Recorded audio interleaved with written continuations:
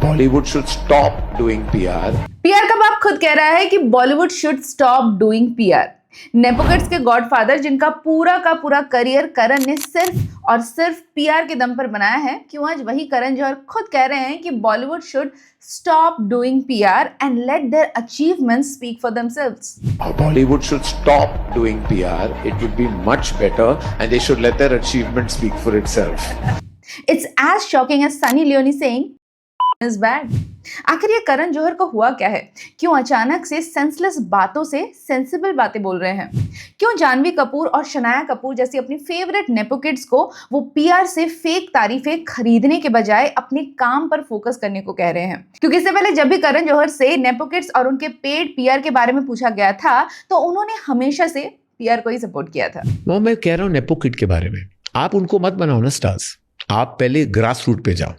आप उनके बारे में बात क्यों कर रहे हो? जब भी करण के फेवरेट नेपो किड्स पर पैप्स को पैसा देकर कवर करने के इल्जाम लगे, करण ने हमेशा से नेपोस को ही सपोर्ट किया।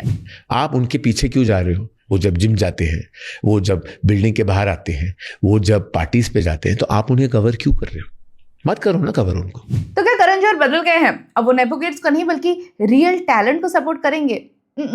या फिर करण जौहर को उनके फेवरेट नेपो किड्स ने डिश कर दिया है और करण जौहर यहाँ उसी का बदला निकाल रहे हैं by targeting the nepo kids. तो आज बताएंगे कि क्यों करण जौहर के फेवरेट नेपोज एक एक करके उनको छोड़कर चले जा रहे हैं। क्या करण जौहर ने नेपो किड्स के डूबते करियर को बचाते बचाते अपनी कंपनी और करियर दोनों डुबो दिए? और अब जब करण की धर्मा प्रोडक्शंस 50% बिक चुकी है और नेपो किड्स भी करण का साथ छोड़कर कहीं और जा चुके हैं, करण जौहर को फाइनली अकल आ गई है। और ये हुआ कैसे, सब कुछ बताएंगे इन डिटेल। हेलो, मैं तनुश्री और आप देख रहे हैं वेरी इंटरेस्टिंग।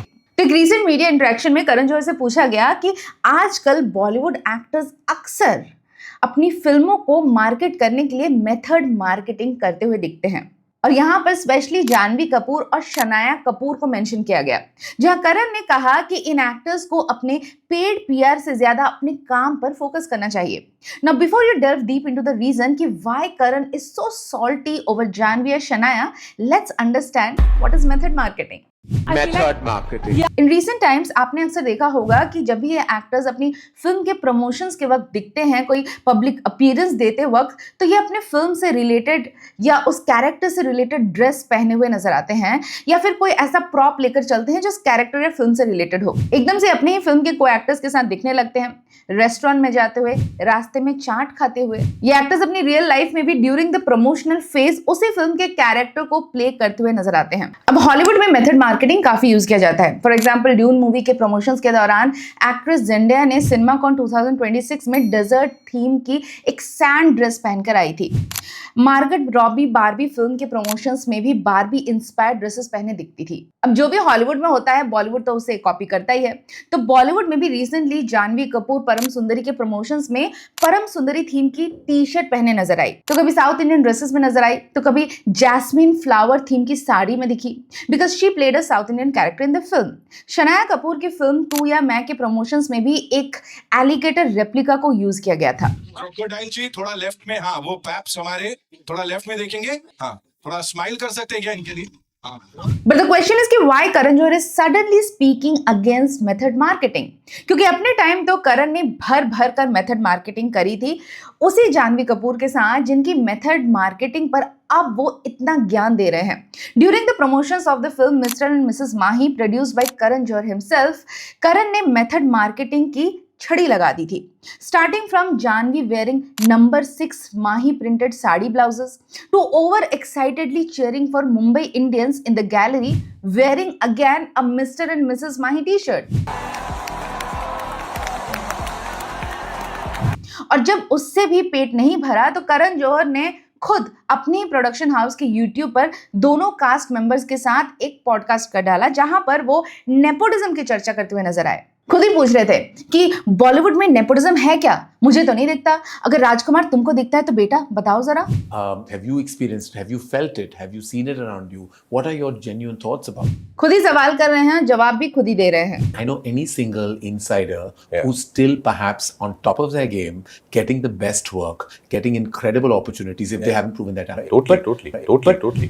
बेचारे की फिल्म आ रही थी, करण जौहर के बैनर की फिल्म आ रही थी, उसी फिल्म के प्रमोशन के लिए वहां बैठा हुआ है, नेपो किड के साथ बैठा हुआ है, नेपो किड के गॉडफादर के सामने बैठा हुआ है, और उसके सवालों पर वो क्या ही जवाब देगा कि नहीं है यहाँ पर नेपोटिज्म। मैंने खुद झेला है, 14 साल और एक जॉ लाइन फिलर कराने के बाद मुझे तुम्हारी फिल्म में कास्ट होने का मौका मिला, और वो भी तब जब मैं कमर्शियली सक्सेसफुल हो गया हो, क्योंकि जानवी कपूर को तो तुमने ऐसे ही लॉन्च कर दिया था, और एक के बाद एक फ्लॉप फिल्में देने के बाद भी लॉन्च कर ही चले जा रहे हो।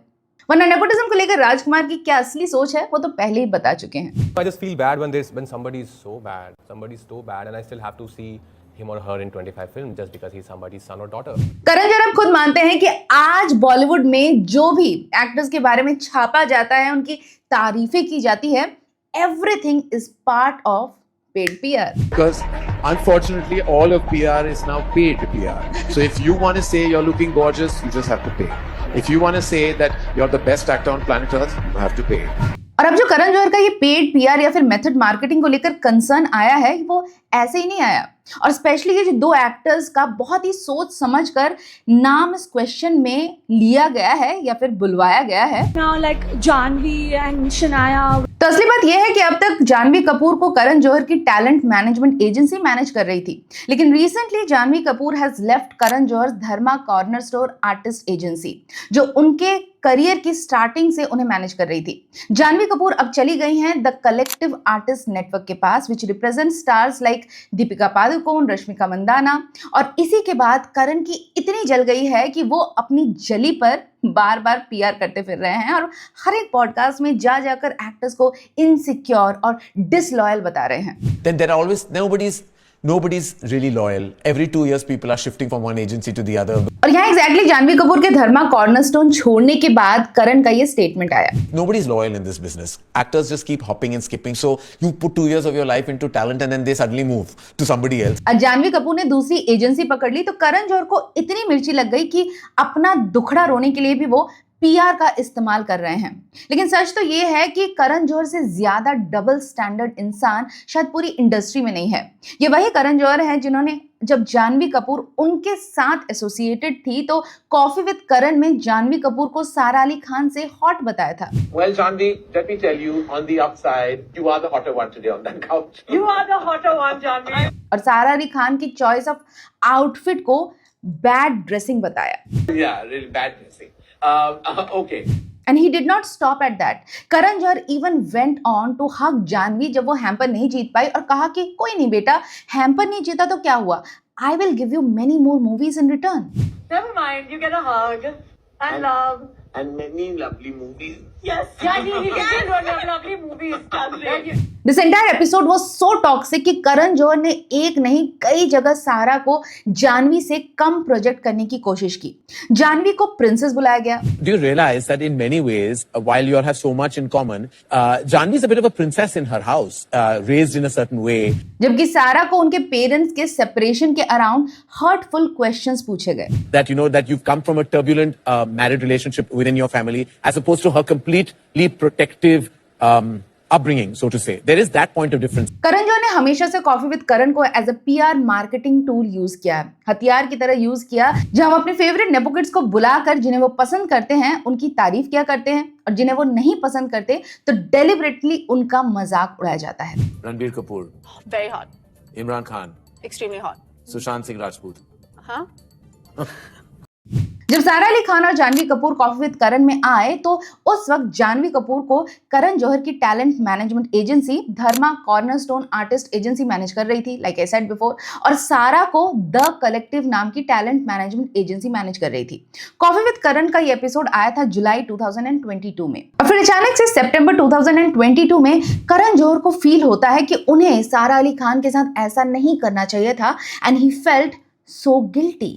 और उसी के बाद न्यूज आती है कि सारा अली खान ने द कलेक्टिव को छोड़कर करण जौहर की टैलेंट मैनेजमेंट एजेंसी ज्वाइन कर ली और अब जानवी कपूर करण जौहर को छोड़कर द कलेक्टिव के पास चली गई हैं। But Janhvi is not the only one. Past कुछ टाइम से करण के बहुत सारे प्यारे नेपोज ने करण चाचा को गुड बाय बोल दिया है। जानवी कपूर, टाइगर श्रॉफ और इवन औरी ने अब करण जौहर का साथ छोड़ दिया है।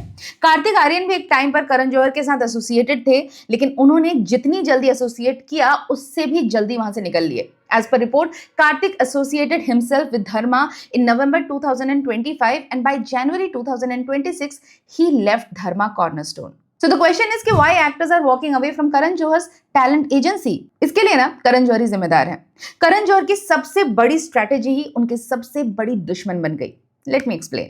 एक आर्टिस्ट का किसी भी टैलेंट मैनेजमेंट एजेंसी से जुड़ने का मकसद होता है कि वो उसके लिए अच्छे से अच्छे प्रोजेक्ट्स लेकर आए, बदले में एक फीस ले ले। और जैसे जैसे एक्टर की फिल्में हिट होती हैं, वो स्टार बनता है। एजेंसी का भी फायदा होता है इसमें, क्योंकि उसकी पोर्टफोलियो भी स्ट्रांग होती जाती है और वो दिखा सकता है कि वो कितने बड़े बड़े एक्टर्स के साथ एसोसिएटेड है। लेकिन प्रॉब्लम तब आती है जब प्रोडक्शन हाउस खुद ही in house talent management agency चालू कर दे। जैसे कि धर्मा प्रोडक्शन ने Dharma collab artist agency DCAA चालू कर दी, जो पहले धर्मा कॉर्नरस्टोन एजेंसी यानी DCA हुआ करती थी। YRF का भी YRF टैलेंट मैनेजमेंट एजेंसी है। अब नॉर्मल पब्लिक को लगता है कि प्रोडक्शन हाउसेस नेपोटिज्म करते हैं, पर एक्चुअली नेपोटिज्म की आड़ में ये अपना ही फायदा देखते हैं। तो फंडा ये है कि नेपो किड्स को लो, टैलेंट में भले ही थोड़े कम हो, कई बार थोड़े नहीं, कुछ ज्यादा ही कम है, लेकिन फेमस माँ बाप की औलाद होने की वजह से ये नेपो किड्स ऑलरेडी थोड़े पॉपुलर होते हैं, एक नॉर्मल इंसान से तो ज्यादा ही होते हैं। तो शाहरुख खान की बेटी को लॉन्च करो, श्रीदेवी की बेटी को लॉन्च करो। एक क्रेज इन नेपोज के अराउंड हमेशा से स्टार्टिंग से ही रहता है, जो एक आउटसाइडर के लिए नहीं होता है, ऑब्वियस ही बात है। तो इससे इनको एक एज ऑलरेडी मिलता है। प्लस ये नेपोज ऑलरेडी पैसे वाले घरों से होते हैं, तो इनिशियली वो काम भी बहुत कम पैसों में कर देते हैं। कई बार तो इनके पेरेंट्स खुद ही बैकडोर से इनके कई सारे प्रोजेक्ट्स में फंडिंग कर देते हैं। तो सस्ता नेपो किड लो, कम पैसे में लो बजट फिल्म बनाओ, जो पैसे से वैसे भी कम उसमें खर्चा हो रहा है, तो काफी पैसे वैसे ही बच जाएंगे, तो PR में थोड़ा ज्यादा खर्च कर दो। और बाकी प्रमोशन के लिए खुद का चैट शो तो है ही, वहां पे इन लोगों को बुला लेंगे और बाकी का प्रमोशन अपने खुद के YouTube चैनल पर कर देंगे।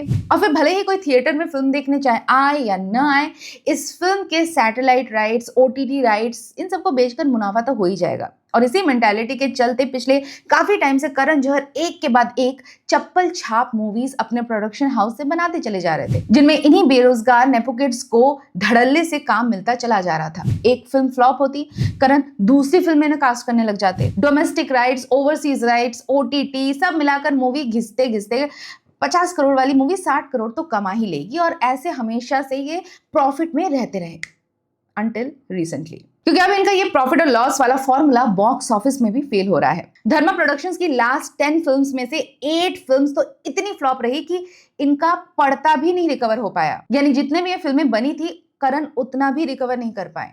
Like Kalank, big budget, major star cast, Karan के 2 फेवरेट नेपोस आलिया और वरुण, और ये मूवी अपना पड़ता भी नहीं निकाल पाई। Liger, again Karan tried hard to cash on Vijay Deverakonda with another favourite nepo Ananya, but it failed miserably.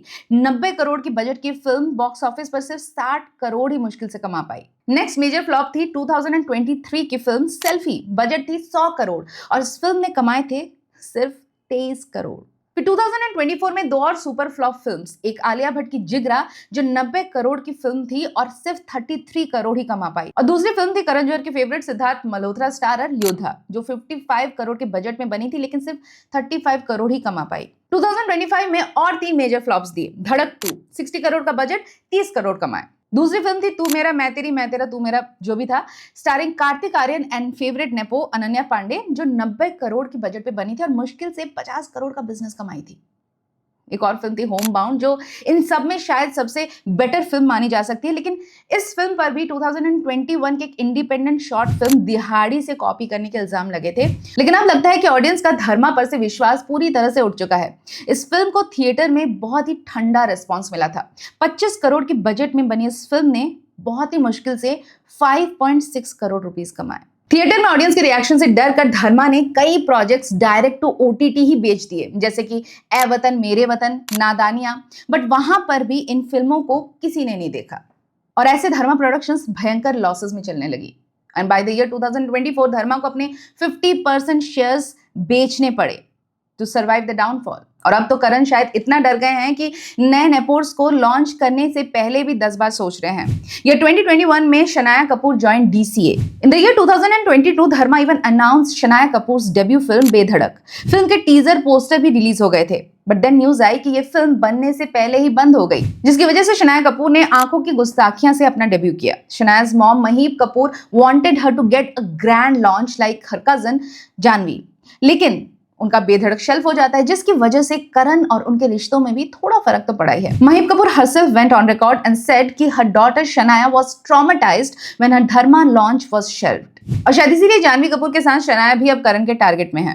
But the question is कि how come Karan Johar who is such an experienced filmmaker उन्हें आज एक सक्सेसफुल हिट देने के लिए पसीने छूट रहे हैं? So the answer is Karan Johar was never, and I repeat, never a successful filmmaker।